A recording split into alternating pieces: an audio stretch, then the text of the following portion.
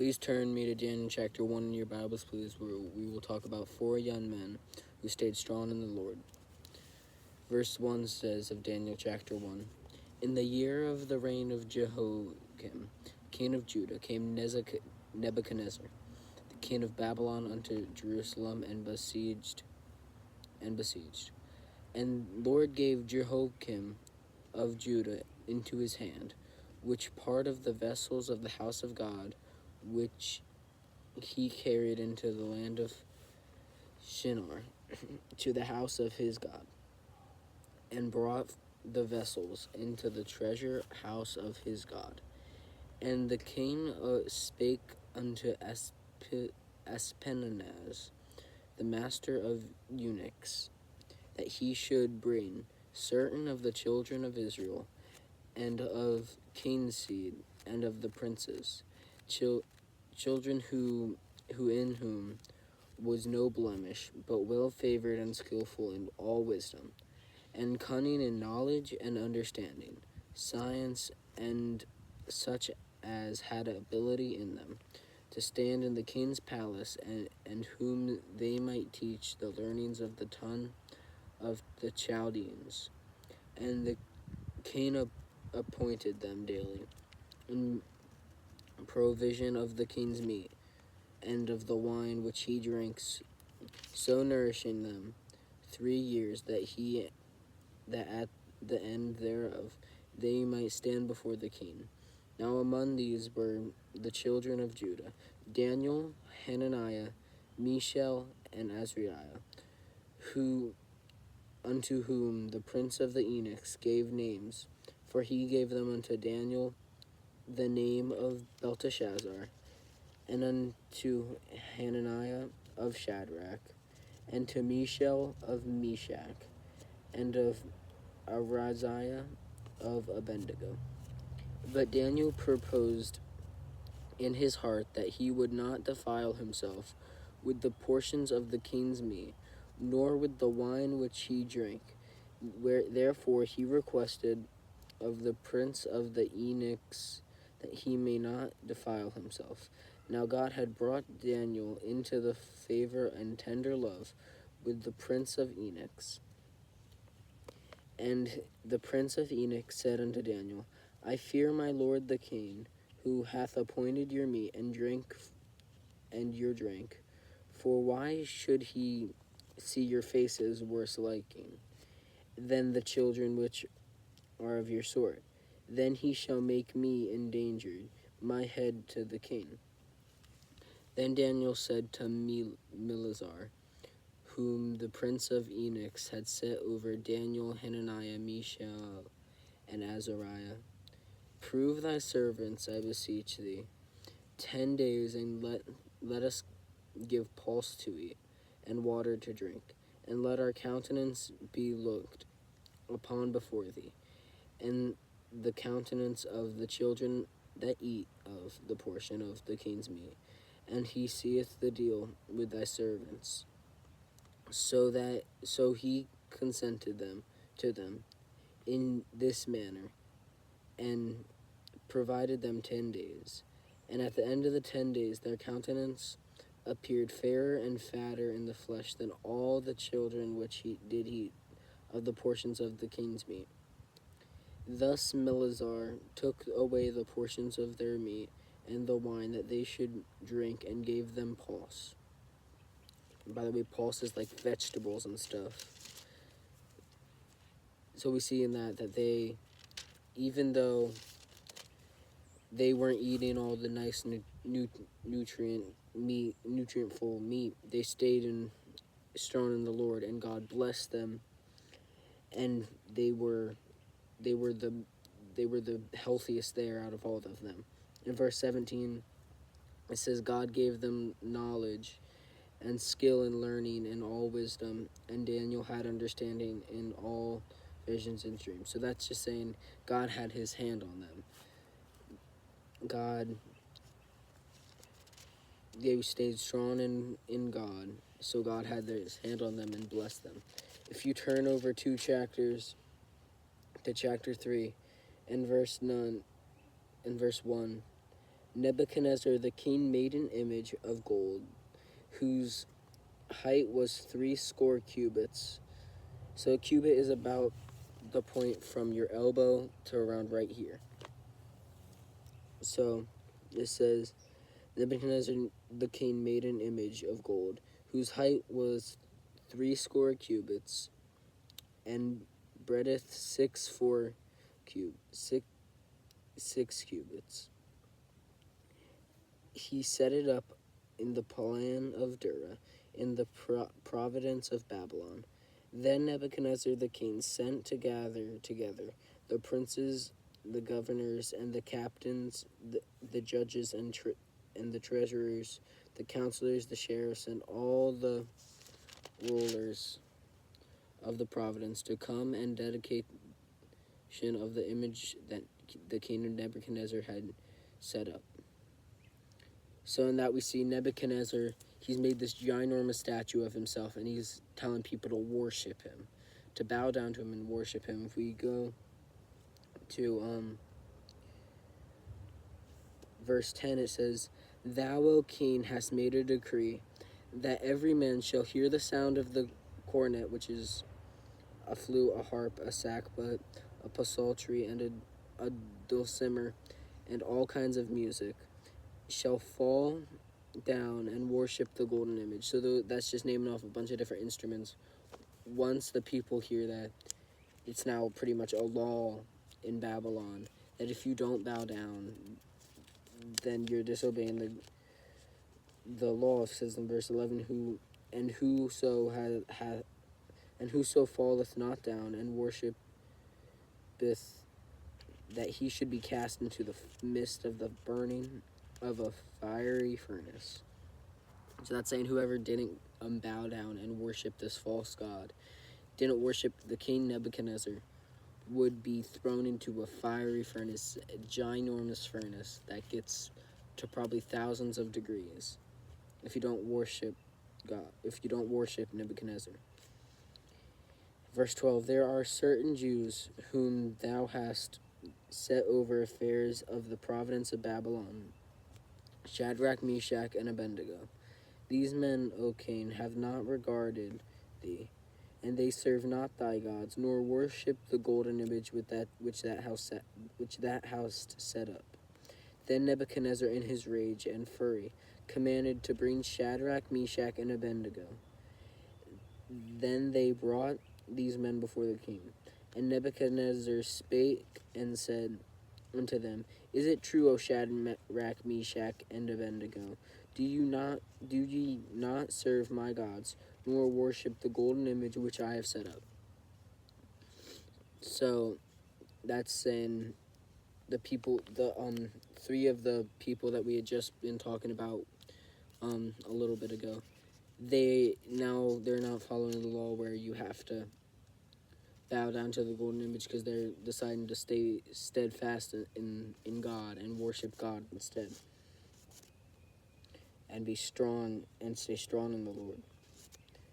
So verse 15 says, Now if ye be ready, then at the time ye hear the sound of the cornet, flute, harp, sackbut, psaltery, and dulcimer, and all kinds of music, ye fall down and worship the image which I have made.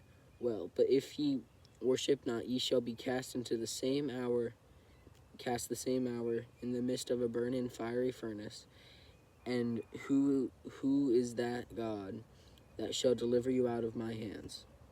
So that's saying, he's sitting there, he's saying he's going to give them a second chance, and if they don't do it this time, then he's going to put them in the fire furnace. And kind of like not patronizes, but like says that their God won't do that their God won't deliver him out of his hands. He's kind of saying their God is false, when really it's the other way around. So verse 16 says, Shadrach, Meshach, and Abednego answered and said to the king, O Nebuchadnezzar, we are not careful to answer thee in this matter. If it be so, our God whom we serve is able to deliver us from the burning fiery furnace, and he will deliver us out of thine hand, O king. But if it not be, but if not, be it known unto thee, O king, that we will not serve thy gods, nor worship the golden image which thou hast set up. So pretty much after Nebuchadnezzar, the king of this ginormous, pretty much kingdom and stuff, ginormous area, they stand before him and they say, "We're not going to worship your statue, your false gods. So, and if it be so that our God, and if our God will deliver us, and I know He can, pretty much is what they're saying, then He will. But if not, He's saying that He still won't worship all the false gods and the golden image." And verse 19 then says, "Then it was Nebuchadnezzar, full of fury, and the form of his visage was changed against Shadrach, Meshach, and Abednego. Therefore he spake and commanded that they should heat the furnace 7 times more than it could, more than it should, more than it was, won't." Hold on, let me retry that. "And he commanded them that they should heat the furnace 7 times more than it was wont to be heated." So pretty much Nebuchadnezzar's so mad that he's going to have the people heat the furnace to over what it already was supposed to be. So now it's thousands of degrees probably. And verse 20 says, "And he commanded the most mighty men that were in his army to bind Shadrach, Meshach, and Abednego, and to cast them into the burning fiery furnace. Then these men were bound in their coats, and their hosen, and their hats, and their other garments, and were cast in the midst of the burning fiery furnace.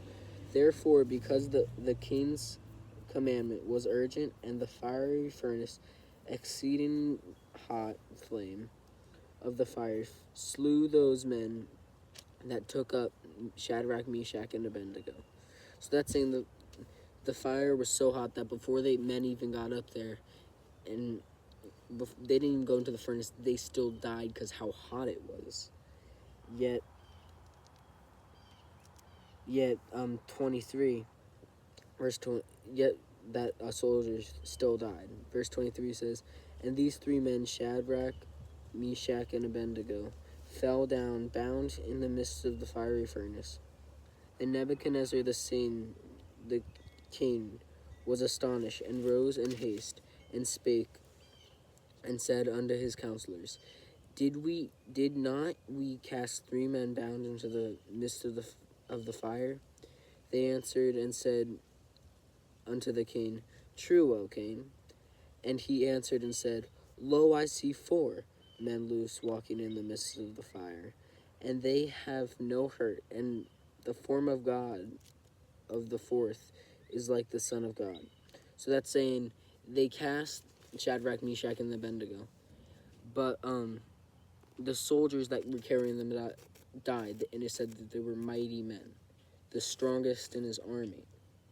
They died, but then once he got cast in there, they were still walking around for 1, and there was a 4th man. And it's kind of interesting. Nebuchadnezzar, a guy who did not worship God, saw the 4th man and said, "It is like the Son of God." He couldn't deny that. That's what he looked like, because that's what he was. And then verse 26, it says, "Then Nebuchadnezzar came near the mouth of the burning fiery furnace, and spake and said, Shadrach, Meshach, and Abednego, ye servants of the Most High God, come forth, and come hither. Then Shadrach, Meshach, and Abednego came forth the midst of the fiery furnace." So that's saying, in verse 27 then says, "And the princes and governors and captains and the king's counselors being gathered together saw these men, upon whose bodies the fire had no power, nor was a hair on their heads singed, neither were their coats changed, nor the smell of the fire had passed on them. Then Nebuchadnezzar spake and said, Blessed be the God of Shadrach, Meshach, and Abednego, who hath sent his angel and delivered his servants that trusted in him, and have changed the king's words." the king's word, and yielded their bodies, and that they might not serve nor worship any god except their own God. Therefore I make a decree that every people, nation, and language which speak anything against the God of Shadrach, Meshach, and Abednego shall be cut in pieces, and their houses shall be made of dunghill, because there is no other God that can deliver after this sort. Then the king promoted Shadrach, Meshach, and Abednego in the province of Babylon. So in that, we see the four people who stayed steadfast just with the food, but now it became something that was way more than just, hey, I don't want to eat this. I'm going to stay strong in the Lord and eat what he would have me to eat. No, instead, this is, if I don't worship their gods, I'll die. I could die. I'll be cast into a fiery furnace, but I'll stay strong in the Lord, and I'll have faith that he could deliver me from this. So that's what they had to do. They had faith that God would deliver them, even though the king, they're standing probably before this ginormous furnace, probably very big, probably the size of a normal house or something. And they get thrown into it, and they're perfectly fine. God delivered them from him, and he blessed them. They were put in the providence of that nation. They became powerful and rich. God blessed them because of this, and had his hand on them because they stayed strong in him. So one thing I'd like to say is God will bless us if we stay strong in him. So why don't we? Why don't we stay strong in the Lord all the time if he's going to bless us? And yes, he might not always, but he died for us on the cross, and he loves us. So we should stay strong in him, and he will bless us. Thank you for watching.